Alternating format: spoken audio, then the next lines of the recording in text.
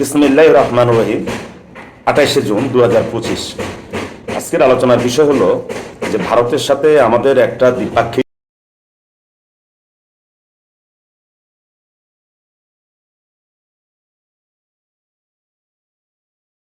বোঝাপড়া চূড়ান্ত করা দরকার। কথাটা বলছি এই কারণে, বর্তমান সরকারের বয়স প্রায় 10-11 মাস হয়ে গেছে। দীর্ঘদিন থেকে ভারতের সাথে আমাদের সম্পর্কটা খুব খারাপ বলা চলে। প্রথমে ভারতেই নিজেদেরকে গুটিয়ে নিয়েছে। ভারত আমাদের প্রতিবেশী রাষ্ট্র। আমাদের সাথে ভারতের যে দরজা এবং জানালা আছে, যদি এটা ঘর হিসেবে তুলনা করি, ভারত তাদের ঘরের দরজা এবং জানালা যেটা বাংলাদেশের দিকে ছিল, খোলা ছিল এক সময়, সেটা তারা বন্ধ করে ফেলেছে। অর্থাৎ তারা তাদের দরজা এবং জানলা দিয়ে বাংলাদেশের দিকে তারা তাকাচ্ছে না। আর বাংলাদেশ যদি ভারতের দিকে তাকাতে চায়, দেখতে পারছে না। কারণটা হলো যে ভারত তো তাদের দরজা এবং জানালা দুটাই বন্ধ করে রেখেছে। ডক্টর ইউনূস সাহেব সরকারে আসার পরে এবছরের মে মাসে ভারত হঠাৎ করে ঘোষণা দিল যে ভারতের স্থলবন্দর দিয়ে কোনো পণ্য ভারতে যাবে না।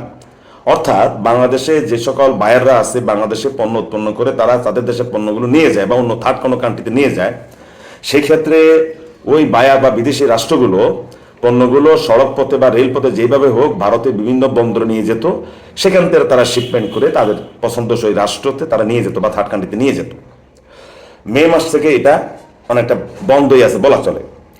বৃহস্পতিবারে ভারতের পররাষ্ট্র দপ্তর থেকে স্পষ্টভাবে জানিয়ে দেয় যে তারা বাংলাদেশের আর কোনো পণ্য ভারতের কোনো বন্দরে দিয়ে তারা যেতে দেবে না, আমদানি হবে না। শুধুমাত্র ভারতের একটা বন্দর আছে, নরসোয়া বন্দর। এই বন্দরটা তারা খোলা রেখেছে তার নির্দিষ্ট কয়েকটি পণ্যের জন্য। পণ্যগুলো হলো পাটজাত পণ্য, শন, সুতা, পাটের সুতা, এই ধরনের হাতে গোনা 3-4টা পণ্য যাবে। অর্থাৎ বলা চলে যে ভারত একরকম তাদের বন্দর আমাদের জন্য নিষিদ্ধ ঘোষণা করেছেন।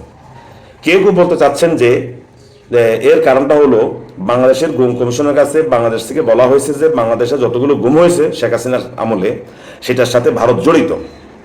এছাড়াও বাংলাদেশের স্বরাষ্ট্রমন্ত্রী গতকাল কি পরশুদিন বললেন যে ভারতের ফেন্সিডিলটা তৈরি হয় বাংলাদেশের রপ্তানির জন্য। অনেকে বলেন যে এই দুটো কারণে ভারত আরো বেশি রাগ করেছে। আসলে এই দুটো বিষয় রাগের বিষয় না।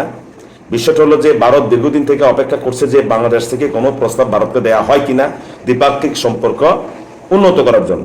কিন্তু বাংলাদেশ থেকে এই ধরনের কোনো এখনো প্রস্তাব দেওয়া হয়েছে আমাদের কারোই জানা নেই।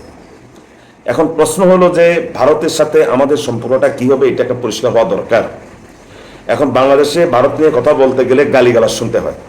আমি ঝুঁকি নিয়ে কথা বলছি।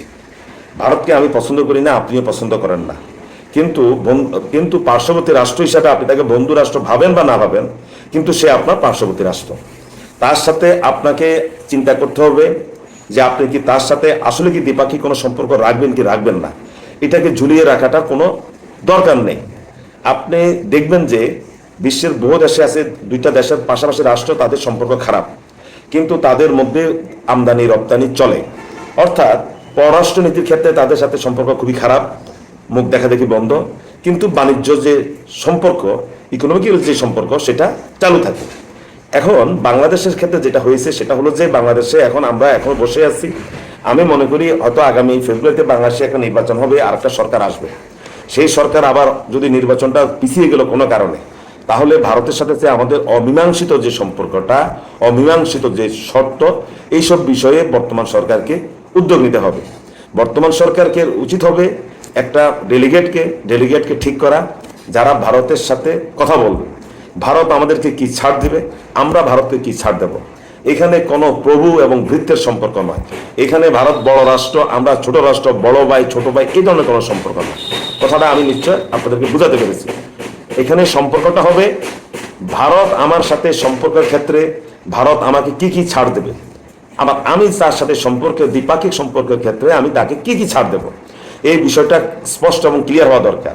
এখন সারাদিন যদি আমি ভারতকে গালমন্দ করি এবং ভারতকে আমি স্বৈরাচারী বলি, ভারত এই করেছে সেই করেছে, তাহলে এটা কোনো কথা নয়। এটা কোনো কথা নয়। গালমন্দ এক শ্রেণীর লোকে করবে, তারা তাদের গালমন্দ করবে।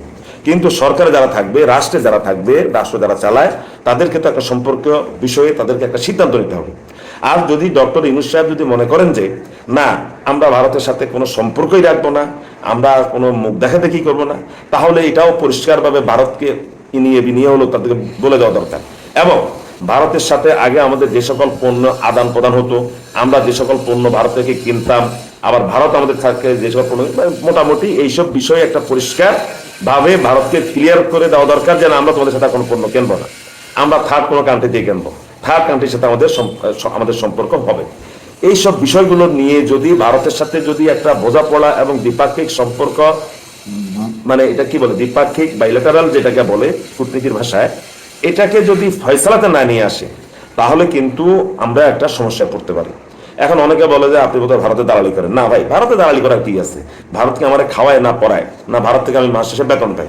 আমি যা বলেছি স্পষ্টভাবে বলেছি, আমি আমার দেশকে ভালোবাসি, আমি আমার দেশকে পছন্দ করি, আমি আমার এই দেশটাই আমার ঠিকানা। আমি বলতে চাই যেটা, যে প্রতিদিন বিশ্বে এখন কোনো রাষ্ট্র যারা উন্নতর চিন্তা করে তারা তাদের 1 সেকেন্ড 1 মিনিট সময় তো নষ্ট করে না। আমাদেরকেও 1 মিনিট 1 সেকেন্ডের সময় নষ্ট করার দরকার নাই, বিশেষত ভারতের ক্ষেত্রে। ভারতের ক্ষেত্রে আমাদের কোনো সম্ভব স্পষ্টভাবে হবে। হ্যাঁ, ধরেন ভারতে এখন রেল যোগাযোগ চেয়েছে, তাহলে ভারত যদি আখাউড়া থেকে, আখাউড়ার উপর দিয়ে যদি কলকাতা ট্রেন নিতে চায়, তাহলে আবার তারা বাংলাদেশকে অনুরূপ একটা সুযোগ দিতে হবে। বাংলাদেশ যদি নেপালে, ভুটানে যেতে চায়, বা বাংলাদেশ থেকে কোনো পণ্য যদি পাকিস্তানে যেতে চায় রেলপথে, তাহলে আবার তারা আমাদেরকে বলতে হবে যে হ্যাঁ ঠিক আছে, তোমরা আমাদের ভারতের উপর দিয়ে কোনো পণ্য যদি তোমরা নেপালে বা পাকিস্তানে বা ইরানে তোমরা রপ্তানি করতে চাও, তোমরা আমাদের রেলপথটা ব্যবহার করতে পারো। বা আবার অনেক সময় আমরা ইরান থেকে পেট্রোলিয়াম জাতীয় যে আমাদের রাস্তা, যে বিটুমিন, এগুলো আমরা আমদানি করি। তাহলে ইরান থেকে যদি কোনো রেলপথ যদি পাকিস্তানের সাথে থাকে, তাহলে ইরান থেকে পাকিস্তান, পাকিস্তান থেকে ভারত, ভারত থেকে সোজা বাংলাদেশে আসবে। অর্থাৎ আমরা আমাদের স্বার্থটা যেমন দেখব, তেমনি ভারত আমাদেরকে যে সুযোগ সুবিধাগুলো দিবে, আমরা তার বিনিময়ে ভারতকে কি সুযোগ সুবিধা দিতে পারি, এটা নিয়ে পরিষ্কার আলোচনা করার সময় এসে গেছে।